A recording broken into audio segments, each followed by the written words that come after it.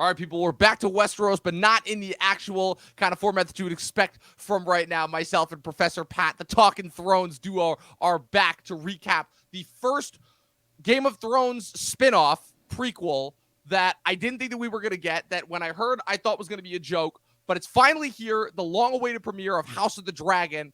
Pat, in order to kind of, I guess, continue a little bit of the Talking Thrones magic to some extent here, you got anything to say before we get started here? Hey, listen, I'm just going to say that you better know that this is 172 years before Daenerys. Because if you don't, they're gonna remind you. I'm expecting that at the beginning of every episode to remind you, like, a daily count, this many days until Daenerys. Exactly. All of that and more on today's episode of the Talking TV podcast.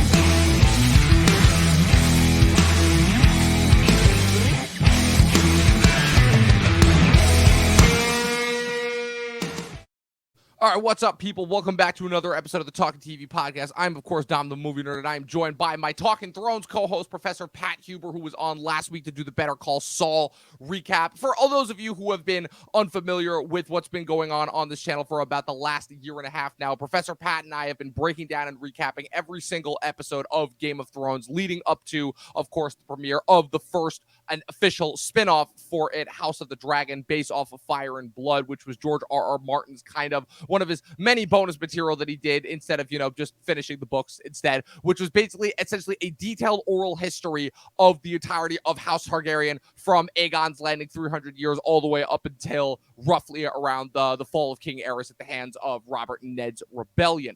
So obviously, this is a little bit of kind of a both familiar and new ground. Obviously, Pat and I, like I said, have been recapping Game of Thrones litigiously and diligently. We were live streaming it at one point on the channel, then we cut that off around the halfway through season 4. Those episodes can all still be found pretty much on our Anchor, our Spotify, Apple podcast pages that we release every single Friday. I believe we're somewhere in the realm of midway through season 7 as far as the release date order. We're getting pretty close to that finale. But I mean, just going into this before we get into our general thoughts on this, Pat. So you and I, like I said, we've been talking about Game of Thrones. It feels like nonstop for the better part of the year. So this just kind of feels like another stop of the road. Whereas, again, a lot of people, I feel like kind of their interest in kind of a lot of starting points for discussion for them are going to be, oh my God, it's been so long, it's been 3 years since Game of Thrones ended, and it feels like it just disappeared off the map, off the radar. But like I said, we've gotten a little bit of a jump start on it. We've been talking Game of Thrones roughly at least once a week for the past year and a half now. So, I mean, now that we're officially back in Westeros, at least in like the mainstream climate, just like, what are your thoughts just in general? After we've been breaking down Game of Thrones for so long, it's like, are you sick of it? Does this feel like something new? Like, let's just start there. I'm going to first just say that it's a little less than 63,000 days before Daenerys shows up. I had to do the math. But the main thing is, this episode, House of the Dragon, I can't say that I was super excited for it because, the Talking Thrones podcast, it's like the third time that I've gone through the series, and basically I am Game of Thrones out. Like, I love the show. I love that I went through it, but I need a little bit of time, maybe a lot of time, before I go for a fourth go around. The show is really fantastic. I think our general theory on that podcast is that we are both sort of more novel fans that kind of want more details, and in a TV show you always have to be sort of straight to the point. So in terms of excitement for House of the Dragon, when I first heard about it, that it was actually greenlit, that it was coming this year, I was sort of like, I'm kind of done, but then when I feel was the general consensus amongst a lot of people. Yeah. But then you start seeing things like, oh yeah, we got Doctor Who, Matt Smith, to come in here, lot of good cast, really, really good cast. Yeah. You start digging into the cast, and, I can't say that I am familiar with a lot of these folks, but you start seeing the images and you start saying like, okay, this is going to be sort of, a different story taking place in this world that, I did and I guess I still do love, Westeros. So I started getting a little more excited about it as it got closer and closer and closer. And I think, I think they did a pretty decent job of being like, you know what, I'll tune in and see what they got in the first episode. And here we are, premiere night. And, I'm going to say that I think the first episode delivered. Yeah, overall general consensus-wise, it was kind of another one of those things where it's like you hear about it, you're not quite sure how you feel, especially when it's a kind of continuing piece of a really well-established IP that kind of fell off. And then as you get closer and it kind of builds momentum, you're like, okay, am I actually sort of started to get excited for this thing? Or is this going to be just like kind of just the general word of mouth, the general level of anticipation the studio puts out and everything? And like, what I'll say is that I was never exactly against the idea of Westeros and the world of Ice and Fire and George, obviously that George R. R. Martin established so well. I was never exactly against the idea of that getting like any continuations or prequels or like sequels or anything like that. It's just a matter of more so just kind of the current media landscape that we're in and the fact of, okay, everything that's popular is by definition going to get a sequel or a spinoff of some kind because we live in the world of IP. And I don't know, it was just the fact of Game of Thrones. I'm not going to say that it was exactly sacred because really nothing is sacred anymore. But again, it was more so just the fact of, again, kind of my overall, what's the word I'm looking for? Kind of my overall angst going into really anything Westeros related was just because of just general feelings towards that finale. But in a strange way, I think the thing that also heavily benefited Marvel, which was having a year off of just everything in general, also tremendously helped Game of Thrones because we had a year off from COVID, and then 2021, the rumors started to speculate. There was another prequel that they had announced, casted, and were going to move forward with that had a completely different name and was going to focus on a completely different era of within the Game of Thrones history. That was going to star Naomi Watts. That got completely scrapped. At the time, I think they film a pilot of that. They filmed the pilot, and like I said, the, it was part of. They were considering 3 different prequel ideas that they were going to all film and release simultaneously, and then they ultimately decided to go with House of the Dragon as far as that probably just being the most reliable one. They're like, okay, it's Targaryens. A lot of the characters we can kind of like spin off of Daenerys, who obviously is still a very familiar character, and we know dragons sell, so hey, why not go with the show that has some of the things that people love the most, which of course are the dragons. It was a big part of the marketing. They were like, okay, that's the thing. You're going to see at least like 10 or 15 different dragons like in this whole show. And I mean, we got 2 in this premiere episode. We'll save those for a little bit later, but I'm like, okay, at the very least they delivered.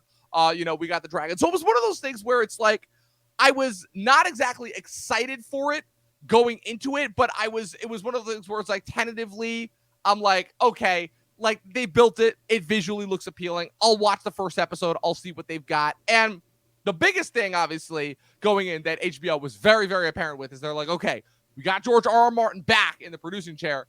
No Benioff and Weiss. They were very, very explicit there. They have kind of made them entirely the scapegoats as far as all the negative reaction and press that the final 2 seasons got.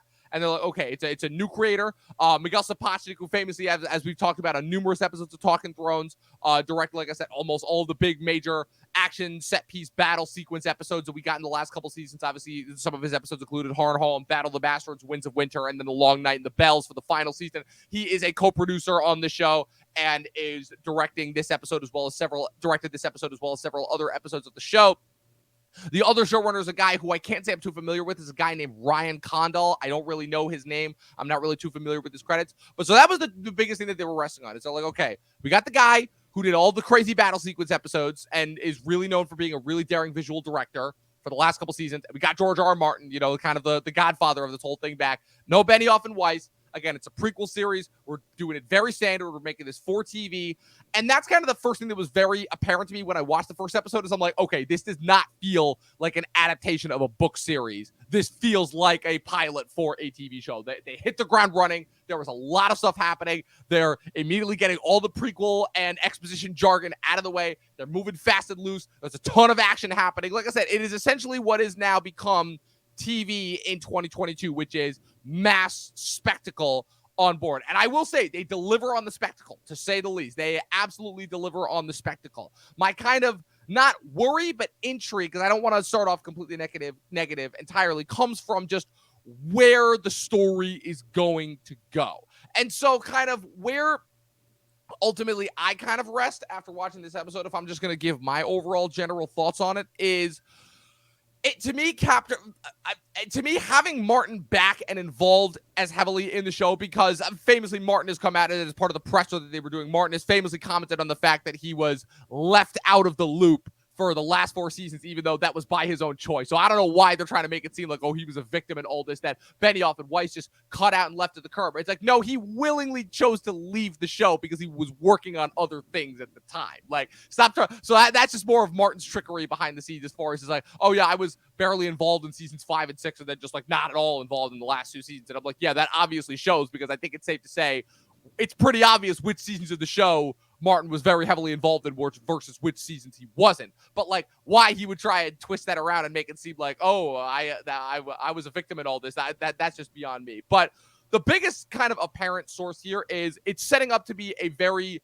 different and grandiose show than Game of Thrones. Game of Thrones, what was so interesting about it was that it was kind of the little show that could, right? It started off as like kind of this kind of smaller scale, okay, where, you know, there's this level of espionage. This is kind of building off of a very long and, you know, kind of broken down history, but there are clearly a lot of things that are broken here that need to be mended, and over time it ended up growing until it became this kind of massive spectacle-based show where you were just tuning in every week in order to see what happened. But the thing that people, I feel like, forget about Game of Thrones is the fact that it did ultimately put the story first. The story was, and the characters were ultimately the most engaging part about it. And for me, at least, for my money, just based off this pilot alone, it immediately feels like they put the spectacle first, and the story, I'm sure it is there, but it just feels like second fiddle. I don't know. What's your thoughts on that? You know, Dom, I think the overall arching story of what's going to happen in this season, you know, of television, I don't think they necessarily, you know, kind of gave you a direction of what's going to happen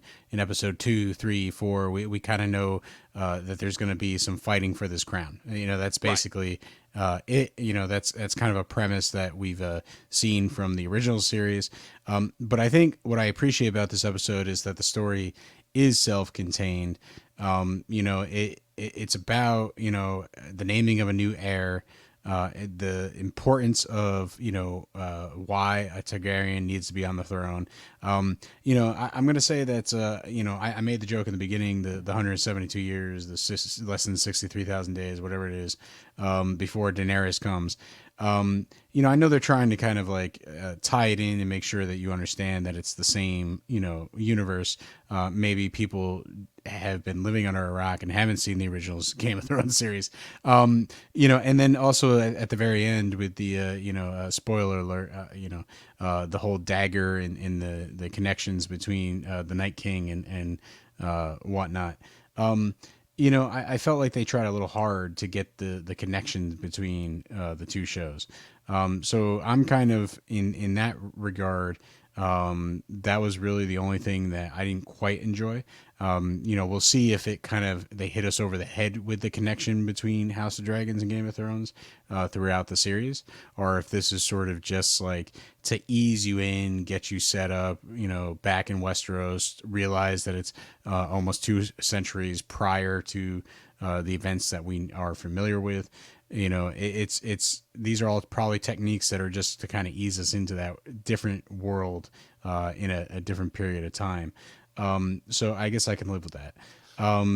You know, in terms of the story for the episode, I think, you know, the one thing that was missing from Game of Thrones was this whole idea of the patriarchy and how women couldn't really get power. You know, there was all these nods where it's like Daenerys, Yara, and all these women, you know, great characters in Game of Thrones, kind of like broke the fourth wall and would wink at the audience like, you know, hey, isn't it cool that women are in power? And it came out of nowhere, in my opinion. You know, it was sort of just like, you know, okay, you know, and here it kind of built as part of the tension of the show. Yes, right. I agree, and I do think that was one of the things that I think they did a much better job of. Even though, again, it's one of those things where it's again just I'm implicitly trained to groan every single time it pops up in a show. But at least for the purposes of the show, I think they did a much better job as far as integrating kind of the inherent patriarchal systems that come with these sorts of systems of power. It just makes it clear that, you know, we have this flashback, and it's kind of like the only reason why Viserys is king is because, you know, the supporters of him are male, and they wanted a man to take over. And they make that really clear that that was the politics of that great assembly, or whatever they ended up calling it. And by the end of this episode, they're setting up that dynamic where he decides to name his daughter heir. And they've really did a great job with Matt Smith playing Daemon, who, because of Team America World Police, by the way, Daemon is ruined for me. But but anyway, side note. But the fact is, it's Matt Smith is not necessarily like this big bad, but he kind of represents this patriarchy that is not going to take the fact that his niece was named heir, and he's going to get a lot of backers, and we're going to see sort of this fight for the throne, and really it's a fight over, should women have power. And so, like I said, I think putting that right here, center stage, first episode, it seems like it's part of the Game of Thrones universe to kind of have that notion put forward. They kind of did the whole break the fourth wall, wink, wink moments, I think, in the original series. But here, they're just building it right into the story, and I hope that they stick with it. I hope that it leads to a very satisfying story conclusion. I have a feeling that they will. And like you said, the references to as far as like kind of previous female conquerors have always kind of been laced within the history of Ice and Fire, as we kind of broke down. Obviously, famously, it was established that some of Arya's heroes growing up, obviously, were Aegon's sisters, who also helped him with the conquering. Also, what's her name? The original founder of Dorne, whose name is currently escaping me. I know that those were constantly figures that were brought up as far as, kind of women who defied the patriarchy in order to kind of gain power on their own. And that, again, seems, like I said, all the common threads that were established within Game of Thrones are very much seemingly apparent here. The idea of power kind of being an illusion, the fact that it only really carries through when you have the support of the people, but when does that really come from, as far as power is viewed, as far as who holds it versus who actually who presumptively holds it versus who actually holds it. All of those themes are there and very prevalent, and I think they're very well set up as far as the dynamics between the characters, obviously. So in order to kind of break down what exactly happens in this show, it starts off with a brief flashback where it shows roughly 172 years, as they say in the opening stretch, before the birth of Daenerys Targaryen. You have when the Targaryens reigned over Westeros. You have the passing of the torch from King Viserys Targaryen, and ultimately it goes to his grandson Viserys, portrayed by Paddy Considine. Famously, his granddaughter. Let me make sure I get this right here, because there's a lot of different characters here. What's it called? His granddaughter. Rhaenys Targaryen was ultimately passed over in favor of Viserys and is married to Lord Corlys Velaryon, who serves on Viserys' small council. The other characters and other political figures kind of some of the other things that are established here, obviously, is that Viserys' daughter, Rhaenrya Targaryen, who we're introduced to, is kind of our focus character, is kind of the new focus of the show as far as whether she's going to get the Iron Throne or not, obviously because of her gender.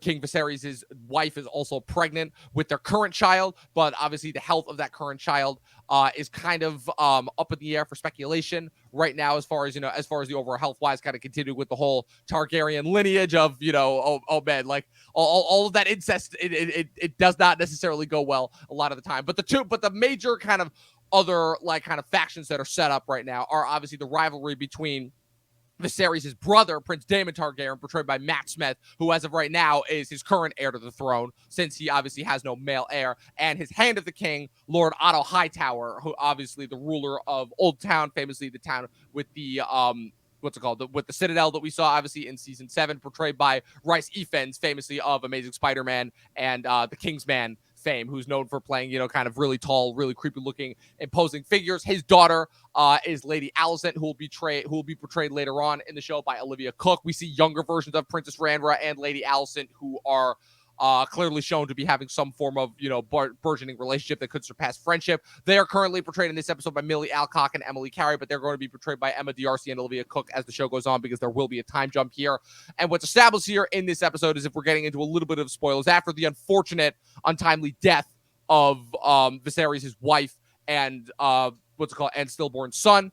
He ultimately makes the decision at Lord Hightower's backing that Daemon, his brother, is ultimately too wild and too unruly to be deemed and crowned the heir to the Iron Throne. So instead, he pronounces Rhaenrya as his new heir, which officially causes Daemon to leave, and we can assume will lead to a power struggle over the throne. So yeah, so Dom, I think what's brilliant about this episode is the fact that it eases us into the story, from the point of view of Viserys and Otto Hightower, right, and basically Matt Smith being this like unruly outsider. And it's from the point of view of sort of the ruling court, and he's, rocking the boat. Matt Smith's rocking the boat. And he's kind of, we see him doing, kind of what should be seen as despicable things, right? right. He's hanging out in the bordellos. He's the head of the gold cloaks, and he's going around, cutting off thieves' hands and castrating rapists, and he's being super aggressive on crime in a spectacular way to essentially scare the people of King's Landing into basically submission in the name of the crown. And so they put us, the viewer, in this whole sort of viewpoint that Daemon is not a good guy, and that he essentially is kind of the evil that our main characters are going to be facing in this episode. But they turn it around, right? As soon as basically he's in the bordello again later on, after the son dies, and he declares the son king for a day, or heir for a day.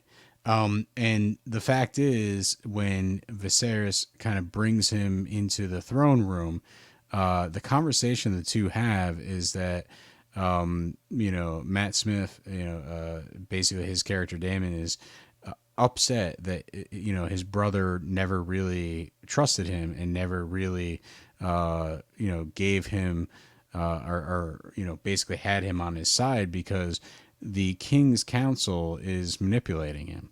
That they basically see him as weak, and they are, using sort of the small council and his ear to control the realm to their ends. And Matt, Smith, his character, basically believes that if he was the hand of the king and he was there with his brother, if his brother trusted him, that that power would be protected, and that Viserys would not be taken advantage of. And I think that's the beauty of this episode here, is that we don't know enough at this point to know whether that argument is true or not.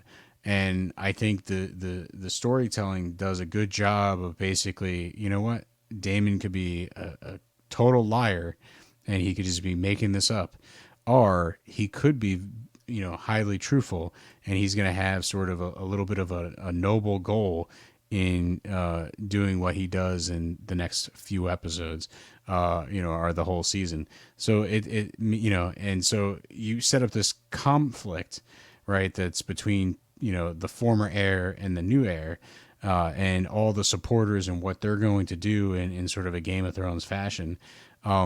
But you also elevated it to the point where there is not necessarily good and bad. There is this potential gray area that can complicate things. And it makes me excited to see what's going to happen in the next couple episodes. And I think that's what they achieved here, is that excitement of like, okay, now I got to tune in next week and probably the week after. I agree, yeah. And like I said, that's kind of the benefit for me of having George R.R. Martin back on board, is the fact that, like I said, when kind of Martin left the show originally and it was really just Benioff and Weiss running things kind of ended up devolving and becoming like a little bit really obviously black and white, some really obvious bad guys versus good guys that didn't exactly have as much gray area as we would have hoped. Previously really interesting and supporting side characters are kind of devolving into mustache twirling caricatures.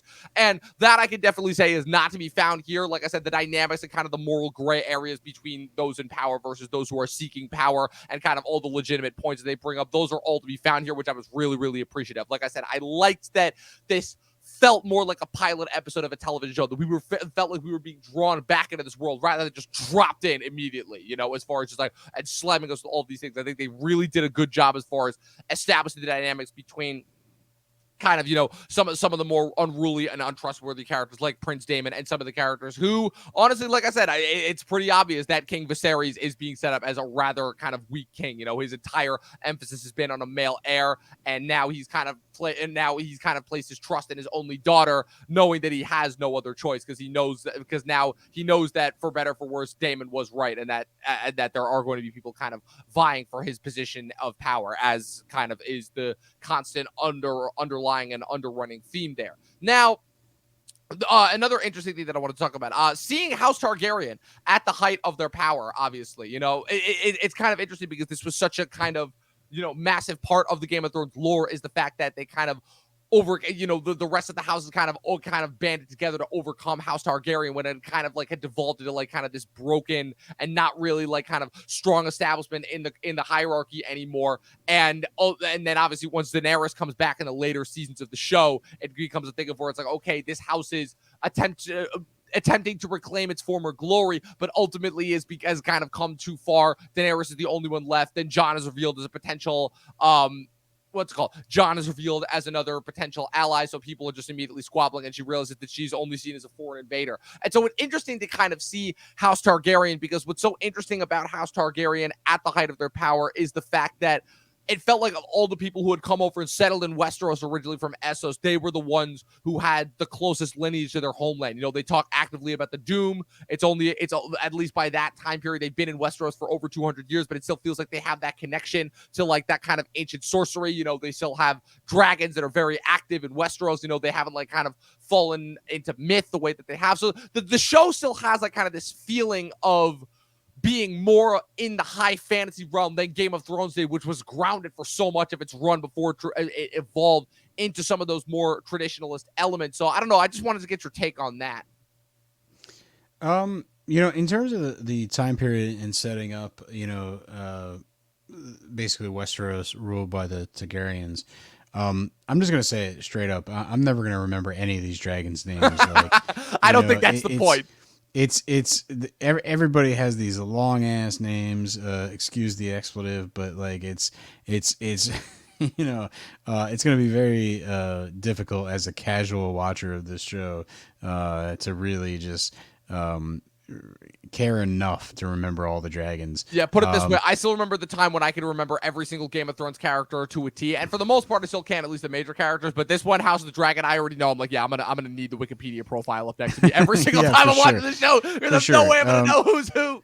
Well, it's also like, two of the main characters here are different variations of our names, and so they're very close and very similar, and so it's going to be a battle throughout that. So basically, that's what the world has shown us in this first episode. It's just there's a little more complexity in our naming scheme for things, but the main thing is the dragons are going to be a big part, and so far. Obviously, we had like a scene where she's riding this golden dragon, and then we had a scene where Matt Smith is sort of, getting reacquainted with a red dragon, and so. Which quick sidebar, not to cut you off, but I'm sorry, I just had to say this. I'm like, I know that you had a problem somehow with how they integrated the dragons into Game of Thrones. I was looking at these dragons, and I'm like, man, for the budget that they've got on this show, why does it look like I'm watching that Dragonheart movie from the '90s with Sean Connery voicing that dragon? I was getting vibes of that with some of those dragons. I'm like, this should look better, Listen, with the shots with Matt Smith towards the end of the episode, the red dragon. There was something going on with his eye that I didn't quite something weird enjoy. There. The way that he slammed his one right hand woman's hand on the dragon. I'm like, oh, that looks like a green screen. Well, it just seemed like the perspective of the eye was a little off in some of the shots, and maybe I'm just going a little bit crazy and I'll have to go like frame by frame, I guess, and see if I can, spot what initial gut reaction I had. But I think the dragons are quite not, they're not characters yet. They're basically, they're kind of there. We saw the dragons in the original series. Now it's a prequel where we're told that there's 10 living dragons. And so, we're going to see like a lot more dragons throughout this series. And, I'm ready for that. It doesn't seem like the dragons necessarily permeate the culture of this world yet. Yeah, sure, they have dragon helmets and dragon statues and all this other stuff laying around town. And clearly they had the two dragons, in the episode. But I'm waiting for this to, where hopefully we're going to see a battle scene this season, and there's going to be some dragon on dragon fighting, and we're going to see sort of the devastating results of that, because any warfare, anything like that breaks out is going to basically have these devastating weapons, mass destruction here, these dragons involved. So, Right. I think the world that we're living in is, I think the jousting tournament, right? Yeah. That essentially, I forgot which character said it, but I think it's also interesting too how they're kind of still drawing so those are the parallels to Game of Thrones that I like, with more the visual parallels rather than the direct references. Like, oh, they've spoken of the Long Night and the Song of Ice and Fire. I'm like, okay, like we get it. But like some of the more direct visuals, where again you take that tourney that happens in this episode as opposed to the tourney from season 1 of Game of Thrones, which felt very low budget and very kind of they're trying to grasping to maintain this illusion when the realm is about to fall into war because of just how much disrepair has been going on. I like some of that stuff as well, as far as like, okay, seeing a kingdom at its period of like highest decadence versus a kingdom that is like very much in decline. Yeah, so like the jousting definitely is a nice parallel between the two series for sure. But I think the main thing about the jousting is that at one point, one of the characters in the stand say that these knights have never seen war. That this is the only sort of violence that they know, and Right. I think that speaks to what's going to take place. It's like there's been peace, in the Targaryen house for a long time, and this is the moment where sort of war between the clan kind of breaks out, and the house is basically threatened from this point on. And so we're entering, relative peace into a war zone, and no one really knows what that's going to be. We got, the threat of 10 dragons. Like there's a lot of this like buildup that's going on, this establishment in this first episode, that's leaving you looking forward to like what's going on. I think everyone that sort of is tuning in from the original Game of Thrones series into House of Dragon is really waiting for that shoe to drop, the moment where Yes. something crazy happens. That's where they spent all the budget for this season. I think we're all kind of waiting for that, and it's that's going to be on everybody's mind. And I think they set up the world where there is enough conflict in King's Landing for us to really carry the one season worth of drama, and then we can't wait to see like what other stories come about in the realm. I agree with that. So that kind of brings me to my main point, kind of my main, let's call it source of worry for where the show could go. And I want to see if you share this thought, which is where for me, kind of what was so interesting about Game of Thrones was how they were able to take, for lack of a better word, kind of the hero's journey and kind of apply that to a long form television, television book series / television series, because at the end of the day, as much as it was kind of this big grandiose, like, kind of getting to know this world and fleshing out all these micro stories, what was so fascinating for me about kind of the journey that Game of Thrones and the Song of Ice and Fire book series took us on was how it was able to kind of track and plot these characters over a period of time to ultimately kind of overcoming this source of ultimate evil, which was ultimately established as, the White Walkers, and kind of how they were able to tell that story across 8 seasons, as problematic as it got as the storytelling went and the show went on. That for me was always the source of interest. And going into this show, and this also gets into a little bit of the prequel problem. We'll talk about that in a bit. I'm getting the sense that this feels more so like a historical text, where it's just and like I said, it does go into a little bit of the prequel problem as far as I don't know where it's going to go yet, but I don't foresee this having the same because ultimately we're watching events play out that have already kind of been telegraphed and choreographed. And I know that sounds antithetical considering that Game of Thrones was based off of a book series. And for the longest time in the show's run, it was based off of events that were kind of already happening. But I guess kind of where my source of ire comes in is it's like, okay, so we're watching these characters just fight each other and vie for the Iron Throne as opposed to kind of having like kind of these more like kind of big personal intersections to really overcome. The fact that at the end of the day, Tyrion was motivated by his constant shortcomings, no pun intended, and Jon was motivated by the fact that he was always a bastard outsider and then kind of had this destiny grafted. And Daenerys was motivated by the fact that she was trying to reclaim something that had been lost to her, something that had been lost to her even before her birth, And Cersei is a character that is motivated almost entirely by fear and the fact that she has to operate as a woman in a man's world, and Jaime has this incredible redemption arc that happens over the course of the show. Like I said, we only have this one episode to base it off of, so I can't really comment on that, but it's just the fact of I don't foresee any of these characters having some of those rich and interesting arcs. I could be all in service of something greater. I could be wrong, and that could be me a little bit speculating a little bit too hard, but I would argue with you, Dom, that the first couple episodes of the original series did not really, set the world on fire either. For sure. It kind of got us into the world, established some basic things, and then, it almost wasn't until probably like the episode where Jaime and Ned Stark kind of fight and the one soldier puts the spear in the back of Ned's leg, that you're pretty much like, oh man, this show's picking up.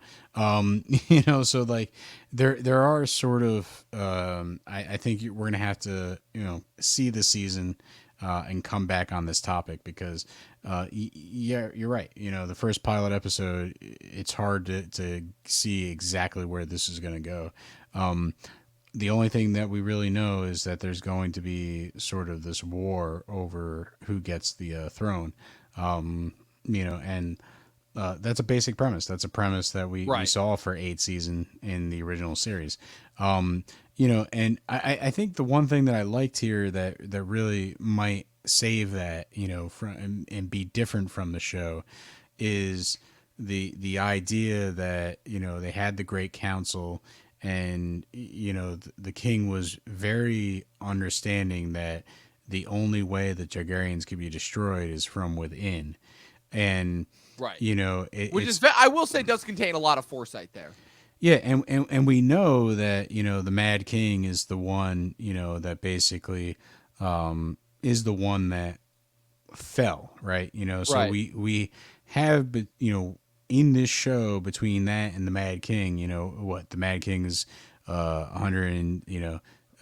65 years away. Yeah, whatever the case is. It's a while. Like I said, the whole thing is that House Targaryen ruled for the most part. Obviously, like I said, they had their ups and downs. Obviously, a Maegor, the cruel, a Baelor, the blessed. But for the most part, there was a reason why House Targaryen had the longest reign across the 7 kingdoms, longer than the First Men, longer than the Andals, stuff like that. And really, it really was the fact that the Targaryens really helped to bring a source of unity and really helped to found the 7 kingdoms and bring them together in a way that it really never happened before, and kind of why things started to fall apart instantly, like kind of so soon after only 20, 30 years after the end of their dynasty. Yeah. So I think, what this show has the potential of doing is, showing us this conflict and showing, how the House Targaryen, is on the verge of falling apart. And I think, where this series could sort of end, being a prequel and everything and having the setup a little bit for Game of Thrones, could be sort of the establishment of, a peace that is going to last until the Mad King. So, maybe the wheel, so to speak, that Daenerys is trying to break in the original series, maybe that's sort of the overarching story of, however many seasons this show ends up being, that the Targaryens almost, imploded themselves, and maybe they come up with some sort of solution to prevent that. And which could be a little bit ironic because when the Lannisters take over in Game of Thrones, that sort of self-destructive, they destroy their own house takes place. Right. And so, here it is. We have a little bit of another parallel between the two shows, and we kind of, get to see potentially, how the Targaryens solve that issue. Because, laying the seeds for the destabilization of their house long before Mad King Aerys takes the throne. yeah, but we know that there's a period of stability because Mad King Aerys is the one that, sort of is rebelled against and taken out. Right. So, there's got to be a long period of time in which the Targaryens, are still rule. So Yes. they have to figure something out. You know what I mean? Well- And so is that going to be the journey of the show? Right. Is figuring out, how a house really rules for another 100 or so, years. Exactly. And that brings us into our last point of the show. Like I said, we talked a little bit about being back in Westeros, kind of seeing House Targaryen at the height of their powers. We talked about how George R. R. Martin is going to be much more involved in this show than he was in the last couple of seasons of Game of Thrones. Because, again, that's the biggest thing. You can tell HBO really, really does not want that sort of reaction that they got from the last couple seasons of Game of Thrones, is why they are trying to, again, just vilify Benioff and Weiss and praise Martin as much as possible. But what brings me into my final... I don't know, vilify, like they're just out of the picture. It's pretty like, pretty apparent, like in a lot of press releases, that they have, been trying to kind of basically say that, like, yeah, all the problems that came from Game of Thrones, that was all Benioff and Weiss. It's like, yeah, but Benioff and Weiss were there when the show was great too, In fact, they were responsible for some of the show's highest highs as well. So they still, They still gave us Hardhome and Battle of the Bastards when Martin was involved. But I'm getting off track. The last point that I want to talk about is the next in a long line of TV prequels. Where, like I said, we talked about this for decades with film, and now that problem seems to have gone to TV as well. The prequel problem. The idea of doing a show, a spinoff thing that takes place prior to an already established piece of IP, which, again, can create all sorts of continuity problems, all sorts of tension within the story problems, as far as, okay, if we already know where this is going to go, why do we inherently care? And does that actually, create a source of interest? Obviously, again, we have talked about this. The case it differs on a case-by-case basis, but I do think that it is no coincidence at all that this show premieres only a week after the finale of Better Call Saul, which up until this point, I think it's safe to say is the most widely and critically well-received prequel, at least in my experience, as far as television goes. Because what Better Call Saul was able to do was able to kind of take a spin-off character, a kind of a jokey supporting character from Breaking Bad, and ultimately spin him off to the point where he almost was able to the role of Better Call Saul was almost able to surpass the original Breaking Bad legacy and become something almost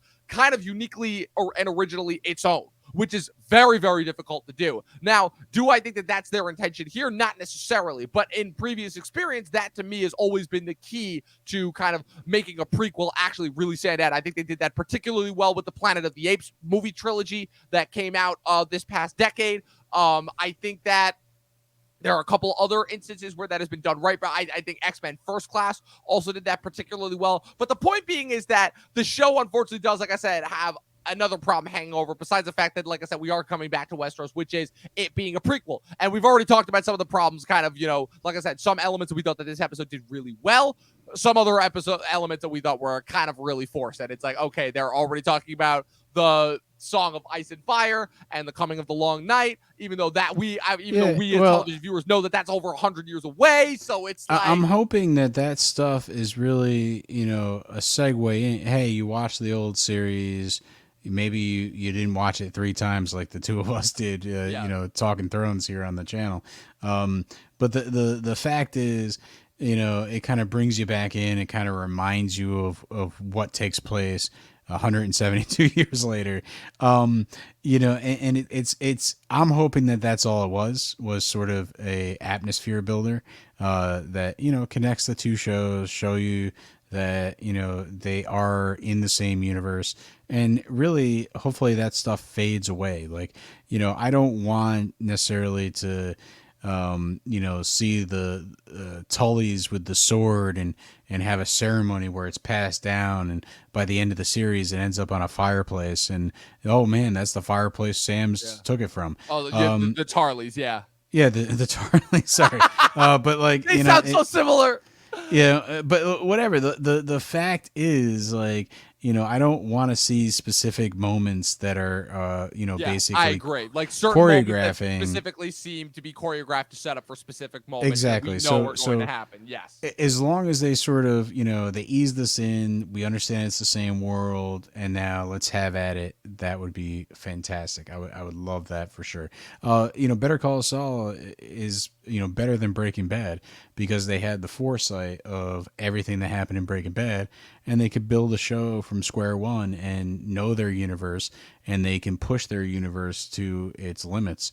And they did a great job in doing that.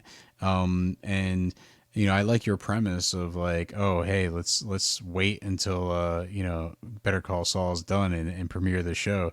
I mean, like I said, I'm literally only going based off what I see. Where it's like they premiere that a week after Better Call Saul ends. Yeah, like, come on, guys. There's probably like 5 people that are looking for all the prequels out there and jumped from Saul to this.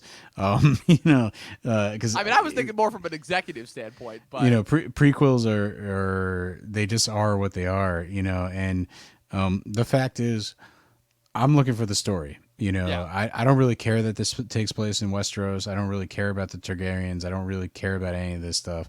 But if you craft the world, you show me a good story, from episode 1 to the end of this season, and if this lasts 8 seasons like the other show, as long as the story is stellar, I'm totally fine. I don't want any callbacks or anything like too, on the nose tying it into the original series. I want this to be as standalone as possible. And Better Call Saul, and you can get our opinions on the series in the final episode in the podcast that we did for it, the finale last week. It's basically any of the nods to Breaking Bad were tied into the story world. It was tied into Saul Goodman's life, Jimmy McGill's life, etc. And it was well done. It was its own thing. It took a life of its own. Sure, there were some shared characters between the two shows, but they had, different goals, different motivations at the time, in the prequel than what ended up happening in Breaking Bad. So, I think the bounce there was really good. I don't think there was anything gratuitous about some of their, their homages to the original show. And I hope, what we saw in this opening premiere episode of House of Dragon here tonight is that, really it was just to connect the two shows together, let you ease back into the world of Westeros, and then we're just going to focus on the prequel, and focus on the stories that we got to tell in this time period. I agree with that 100%. Could not agree more, in fact. So with that being said, before we get out of here, I just wanted to know from you, first and foremost, before we do final star ratings and final thoughts, what's called, do you have a standout character performance? Obviously, you talked pretty highly about Matt Smith's performance and everything. I just wanted to know if you had any other standouts or if it was pretty much him. I pretty much I have to look at it. What is it, Rhaenyra? Rhaenyra, yeah. Yeah, so Rhaenyra and Daemon, those two characters, they really set them up well. They're clearly fond of each other. They're relatives. Now they're kind of put at opposition to each other because of the throne. And also because of the whole patriarchy versus women in power. So there's so many they're set up as great individuals, and the world is pitting them against each other, and that's all we know. And I think that really stands out for this episode. And I think those two characters are really strong, and that's what you needed here in the first episode. Is they're going to be your main characters that start the action until one of them gets Ned Starked. One Ned Starked, I will. In order to piggyback off that point, Yeah, go ahead. Yeah, I will say to piggyback off that point, I will say that I am also very interested to see how the High Lords, Velaryon and Hightower, also factor into that as well. Hightower, to me in particular, I like the way that Rhys Ifans is playing him as someone where you don't really know where his motivations lie, but you can tell that he's been somebody who has been friends with King Viserys for years and knows exactly how to manipulate him. And I like those characters like that. He's almost like, you could tell, like the little finger of the council, whereas Lord Velaryon, I think, is really interesting. I think his dynamic is really interesting, where he's the one that seems to have more of the concerns of the realm at hand rather than anybody else. But we also know that he's got an interesting bit because he is married to Viserys' cousin, who famously was passed over by their grandfather for the heir of the throne. So I think that that's also kind of a really interesting dynamic to look out for as well. But for me, again, Rhys Ifans, underrated actor, has not been utilized well in a lot of blockbuster franchises previously, but I'm really looking forward to see just kind of how he's able to really lend his performance, and as well as how he's going to kind of manipulate his daughter into kind of like, inserting themselves into and messing up some of the politics, like I said, with her relationship with Rhaenrya and his relationship with Viserys. So with that being said, final thoughts and star ratings? I think the things that bothered me the most about this episode were sort of like the weird sweeping shots of King's Landing, the weird almost like Cinderella carriages that were going through town, like some of the shots of the world. It took me aback. I wasn't sure. While they were seeing. Very obviously playing the Game of Thrones music, and it's like, come on, you're not even going to do any alterations to this score. Like, come on. Yeah, it's just like, I guess I didn't really feel like I needed to be shown King's Landing. It's just, the King's Landing is just a city, and there wasn't necessarily anything special about it in the original series, and I don't think there was anything special in this series. So I understand that we're seeing like the dragons, we're seeing like how they decorate the town, so to speak. But we spent a lot of time on that, and I really just wanted to get to the drama. So I understand that it's needed there for establishment. But I was just really happy when we got to like the tournament. We got to the whole like concept of, the birthing bed is the women's battlefield. And, I did watch the little documentary afterwards, and how they talked about how they wanted to intercut those two scenes to show, men fighting in the tournament, and basically, a woman fighting for her life, in childbirth, and show sort of this juxtaposition. I really liked that when I was watching it. And then when, they talked about how deliberate they were in doing that, in the documentary, I was like, okay, I think I'm pretty happy with the showrunners. They seem to have a good head on their shoulders in terms of taking this series forward. Yeah. So I will say that overall, my star rating is probably going to be 4 out of 5 on this one, just because I really did enjoy the story of the first episode. I think it's got me ready to tune in next week. There is a couple of world building things that I could have just skipped. To be honest with you, I was just ready for the story. Just give it to me. But that's because I've been watching Game of Thrones, with you on, Talking Thrones, for the past year. So almost done. I'm just ready I'm ready to jump in. Those first, you go back and listen to our first episodes. The first couple are not my favorite, as you've made clear, you are not as big a fan of season 1 as I am. Yeah, so I'm ready to get into it, and I think there's a lot of good stuff here, and I hope they episode 2, 3 they start to hit the ground running, because I think there is a lot of good elements here that were established, and let's go. Let's just do it. I agree for the most part with that. Like I said, I went into this with a lot of skepticism and hesitation, and I came out, like I said, it was not enough to really amaze me, but it was definitely enough to keep me engaged as far as, wanted to see what happens next, at least for this season and potentially for the foreseeable future. I don't foresee this going 8 seasons, not at all. I foresee this doing the typical kind of traditional 3-4 season run, but for this pilot, at least, I'm going to say this was probably like a 4 out of 5 stars. Like I said, it was really good for what it was. So, and like I said, it's not my favorite of the year, but I am interested to see kind of where it goes. Obviously, like I said, just because of my love and fondness of the original Game of Thrones that this is based off. But I'm happy to be back in Westeros. I'm interested to see where this is going to go going forward, and I hope that this can eventually rise above the rest of its peers like its predecessor did and not just become just another show. So, with that being said, that was it for our House of the Dragon premiere recap and our podcast of the week. Professor Pat, you can follow at Patrick W. Huber across all platforms. Be sure to follow myself at Movie Nerd Reviews across all platforms, and be sure to follow the official. It's mainly Instagram, Dom. Mainly Instagram, but hey, I'm trying to give you a shout out across all platforms. Okay. Yeah, but I didn't necessarily plant the flag on all platforms. So not Instagram yet.